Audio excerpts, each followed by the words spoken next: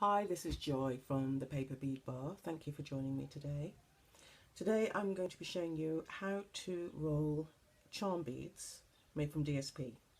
These are some of the beads that I've made here. And as you can see, they come in different sizes and you can use different paper depending on what it is that you would like to design. So today I'm going to do a small bead, and this is 8mm. This is a 1cm, it's like 3 strips. There's lots of variations and I'm going to do lots of different ones, but today we're going to focus on the 8mm bead. So the first thing you need to do is cut 2 strips of paper. So I basically am using the Botanical DSP, and thanks to the lovely Michelle from Pinkies who sent me this wonderful welcome gift, I've now got this colour chart which I absolutely love, and for someone like myself who's new and is a bit unsure about things, it is such a great aid. So for instance, on this, I can now see that this is mint macaron on Botanicals. Very exciting. Thank you, Michelle. So I've cut, using my trimmer, 2 pieces of paper. The first one I've done is 8mm wide at the top and at the bottom, so just a straight strip.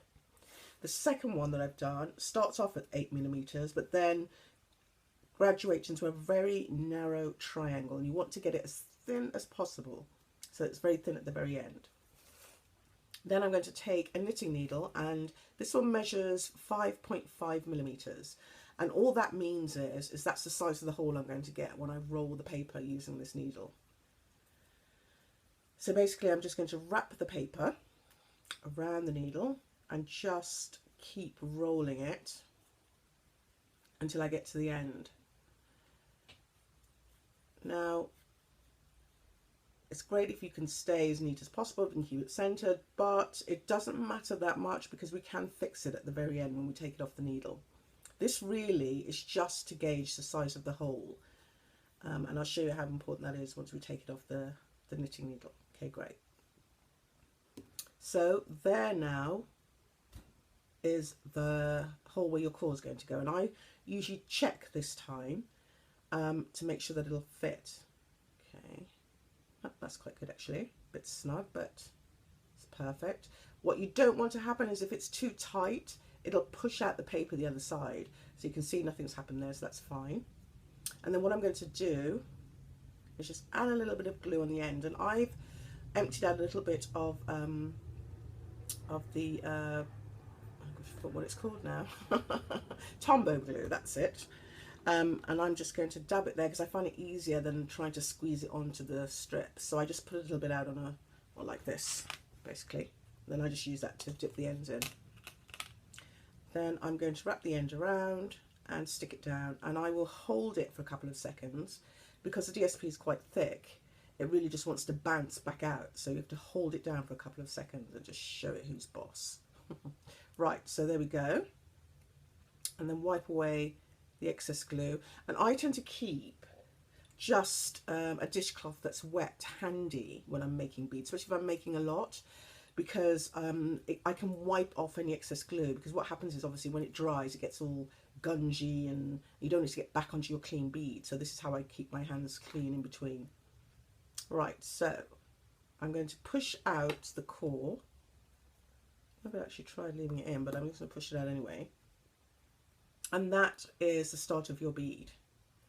So I just give it a little bit of squeeze between my thumb and my forefinger just to make sure that both the edges are neat and tightly in. And then I'm going to take my second piece of paper and I'm going to dip the end into some of the glue, find the end of this first tube and attach it like so. And then I'm going to hold that. Now it's really important when you put the second piece on.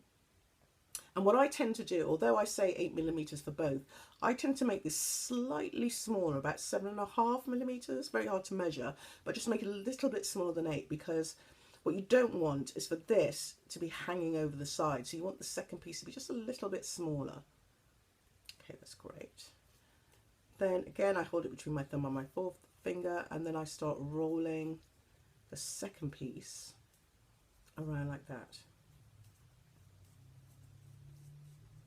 And with this piece, because it's graduated, eventually it's going to get thinner and thinner, and you want that, and you want to keep that quite centered. going round and round.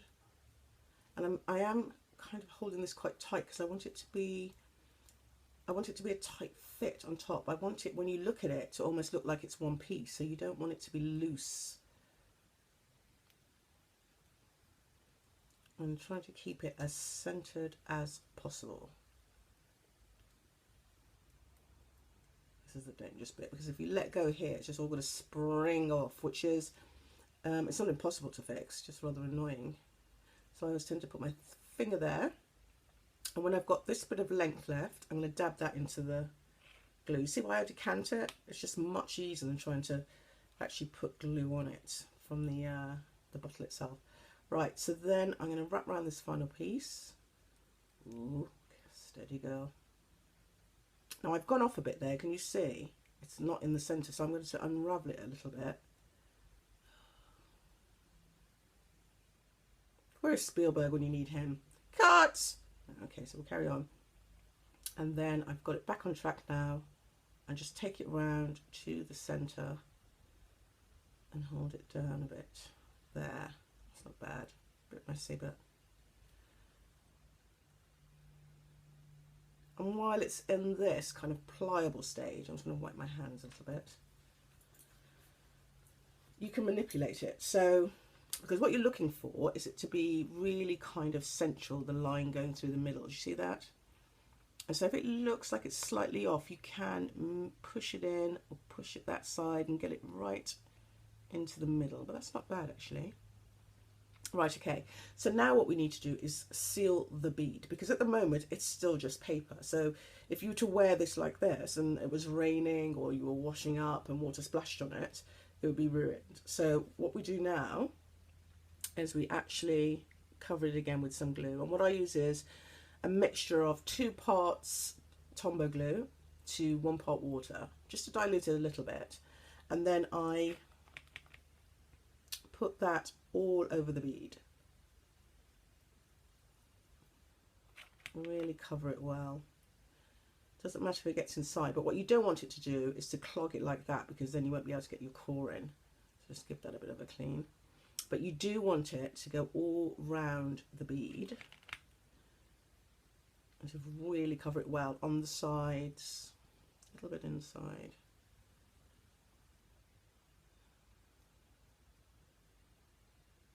There you go, you can see it's already starting to look a bit shinier, isn't it? And then I put that to dry, and I usually use a toothpick like this. And this is where I dry all my beads. And then I put it on a tray, just like on a, I was going to show you, but it's attached, just on a little wire tray, something like this. You can just stick it in like that. It's perfect. So I'm just using the tray that I've got over here. And that needs about an hour, I would say, to dry before we do anything else with it. But luckily I have one that I've prepared earlier. So what happens next? I would do 2 coats of the Tombow, giving it an hour each in between each coat to dry. And then the next thing I do after that is I'm going to put on my varnish. And I use, there's 2 things you can do. I'm going to use Crystal Effects on one of them. Just clean my brush, a bit gungy. And basically this will just give it the glassy look that you're getting. It makes it look like an actual glass bead. So I just paint on, this is an old makeup brush that I use. You can use any kind of, a proper artist brush I suppose would be good. Again, cover that all over. Can you see how shiny it's going? Lovely. Oh, so amazing. Okay. And then again, I put that on my toothpick to dry. Doesn't take that long actually, the Crystal Effects, which is quite good. And then once it's dry, give it a second coat. And then I let that dry. And then we end up with something like this. Oh, no, that's the wrong one, sorry. It's this one. Right, this is it. This has had 2 coats now of the Crystal Effects. And you can see it's lovely and shiny. Really nice, and it looks like a glass bead. Isn't that beautiful? So put put that to one side, and now I'm going to add the core beads. This is the moment of truth because no, they're going to fit perfectly. And what I tend to do is just put a bit of glue onto the core itself.